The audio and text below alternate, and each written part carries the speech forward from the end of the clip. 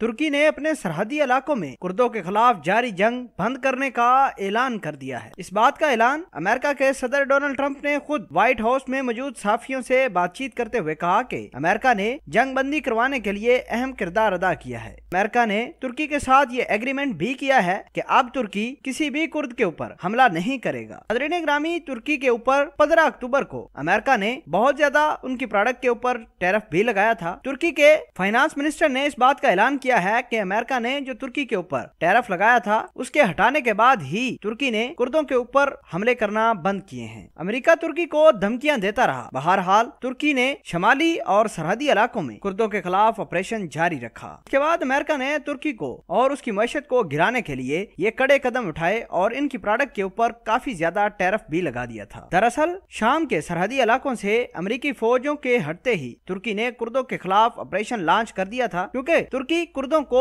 दहशतगर्द मानता है। बहुत सारी कार्रवाइयां ऐसी भी हैं तुर्की के अंदर जिससे ये जाहिर होता है कि कुर्द डायरेक्टली इन्वॉल्व हैं तुर्की के हालात खराब करने में। कुर्द मुख्तलिफ लोगों से पैसे लेकर तुर्की के अंदर ऑपरेशन भी करते हैं, लोगों को भी जान से मार डालते हैं, जिसकी वजह से तुर्की के सदर तैयब एर्दोगान ने ऑपरेशन लॉन्च करने का हुक्म दिया और ये ऑपरेशन बड़े ही अच्छे तरीके से जारी था। और अमेरिका कुर्दों को बड़ी सपोर्ट भी देता है, क्योंकि दाइश के खिलाफ लड़ते हुए कुर्दों ने अमेरिकी फौजियों के हाथ में हाथ डालकर दाइश को शाम से निकाला है। नाज़रीन ग्रामी, ताजा तरीन रिपोर्ट्स ये हैं कि तुर्की की सरहद के साथ जितने भी कुर्द वाबस्ता थे या कुर्द वहां रहते थे वो इलाका छोड़कर दूर दराज इलाकों में चले गए हैं। इससे यह साबित होता है कि तुर्की ने जिस काम के लिए कुर्दों के खिलाफ ऑपरेशन लॉन्च किया था वो कामयाबी से मुकम्मल हो गया। अब तुर्की शाम की सरहद के साथ एक सेफ जोन बनाना चाहता है। आपको यह भी बताते चलें कि तकरीबन 38 लाख से ज्यादा शामी पनाह गुज़ीन तुर्की के अंदर मौजूद हैं और तुर्की उन तमाम तर शामियों को सेफ जोन के अंदर रखना चाहते हैं और उस सेफ जोन की हिफाजत खुद तुर्की की फौज करेगी। नाज़रीन ग्रामी, तुर्की के सदर तैयब एर्दोगान ने इस बात का